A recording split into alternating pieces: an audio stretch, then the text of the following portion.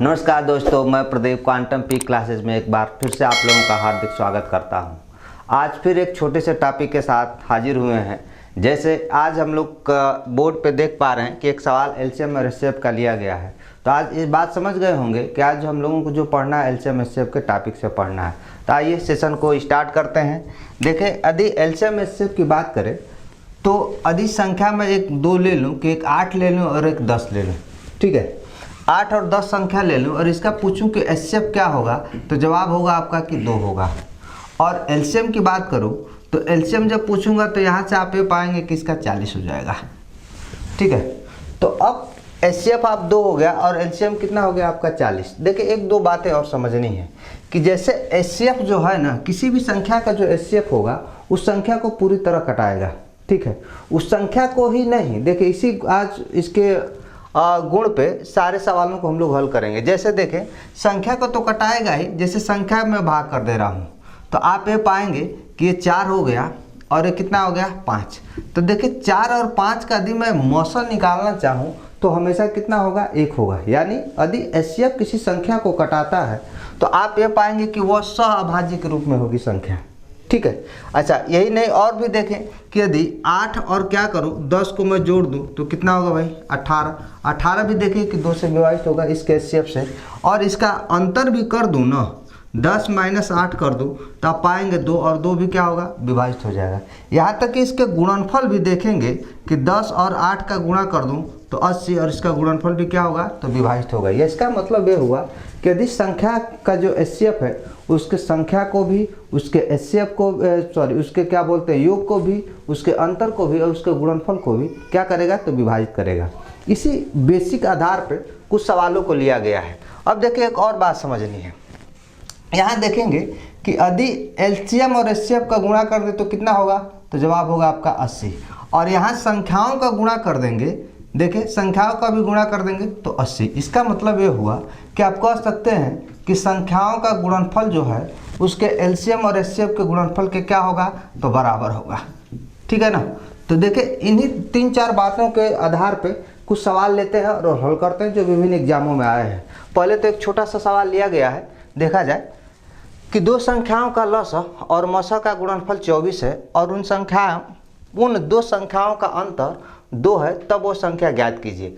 देखिए, यह केवल ये कह रहा है कि 2 संख्याओं का लसा और मसा कितना है, गुणनफल 24 है और उन 2 संख्याओं का अंतर 2 है, तब संख्या ज्ञात करनी। तो ऐसे सवाल को देखिए या तो मान कर ले, लेकिन मानने में थोड़ी सी दिक्कत है। अब इसमें करें क्या कि जैसे ये देख रहे हैं कि आप 24 है, देखिए तो 24 का ऐसा खंड करें कि हमें क्या मिले, अंतर करने पे 2 मिल जाए। तो यदि 24 का अंतर करें और हमको 2 मिले तो आप ये पाएंगे कि 6 और कितना हो रहा है भाई 4, ठीक।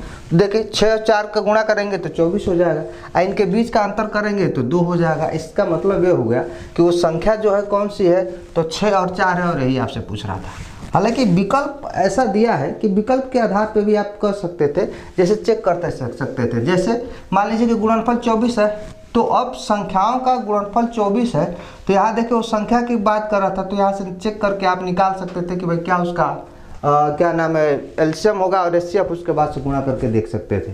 तो इसलिए इस तरीके के सवाल के लिए ये तरीका बहुत जल्दी आपका आंसर निकाल कर दे देगा। जैसे और 1-2 सवाल लिए जाए, इसी प्रकार के एक सवाल और ले रहे हैं ताकि आपको बात समझ में आए। तो जैसा कि कहा जा रहा था कि एक सवाल और इस तरीके का लेते हैं, तो देखिए सवालों की अगली कड़ी में 2 सवाल बोर्ड पे दिख रहे हैं, थोड़ा सा भिन्न है लेकिन कॉन्सेप्ट जो है सेम वही रहेगा। तो अब देखिए सवाल पढ़ते हैं कि 2 संख्याओं का लसा जो दिया है 495 है और उनका जो मौसा कितना है 5 और योग जो उसका दिया है कितना 100।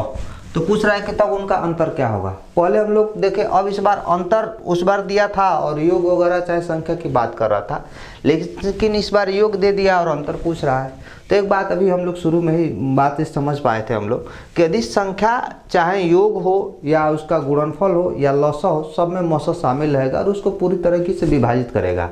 और जब भी विभाजित करेगा वो उसको सहअभाज्य के रूप में तोड़ेगा। तो जैसे देखें, अभी इस कॉन्सेप्ट पर हम केवल इसका इस्तेमाल करें तो आप ये पा रहे हैं कि योग कितना है 100, तो 100 को जो ही 5 से भाग करूंगा तो कितना होगा भाई 20। लेकिन 20 ऐसा है जो कि सहअभाज्य के, और ऐसे कई जोड़े बन सकते हैं, लेकिन यह कौन जोड़ा होगा उसके समझने के लिए देखिए फिर इसका सहारा लेंगे कि एलसीएम कितना है तो 495, फिर इसमें 5 से भाग कर देंगे तो पाएंगे कितना हो गया 99। अब ये दोनों के सहायता से बहुत आसानी से पता चल जाएगा। जैसे 99 का ऐसा खंड करना है हमको कि जब जोड़े तो कितना आ जाए 20, तो ऐसा खंड हो सकता है 11 और कितना 9। देखिए 11 9 99 और 11 9 जोड़ेंगे तो कितना हो जाएगा 20 हो जाएगा। तो अब ये पूछ रहा है हमसे क्या कि उसका अंतर ज्ञात कीजिए। तो देखिए ये चूंकि सहअभाज्य अनुपात का रूप है तो 11 और 9 की वैल्यू में अंतर को देखेंगे इसका तो कितना हो जाएगा तो 2। ठीक, तो 2 है और इसमें क्या करेंगे, पूछ रहा है कि 2 अंतर है और इसके मौसा से गुणा कर देंगे 5 से, तो 5 दूना के 10, यानी कि हमारा आंसर क्या होगा ये 10 होगा। ठीक है, उसी तरीके से एक और सवाल यहाँ देखें। ये देखिए 2 संख्याओं का योग 36 है और उनका मौसा और लौसा 3 और उनका मौसा जो है व लौसा 3 व 105 है। तो कह रहा है तब उनके व्युत्क्रम का योग कितना होगा। देखिए ये सवाल जो है ना बहुत ही मज़ेदार है। सवाल में यह देखें कि एक बहुत संख्या पद्धति में बात करेंगे तो सवाल ये देता है कि भाई 2 संख्याओं का योग दे देता है, गुणनफल दे देता है और वहाँ से पूछता है कि उसके व्युत्क्रम का योग ज्ञात कीजिए।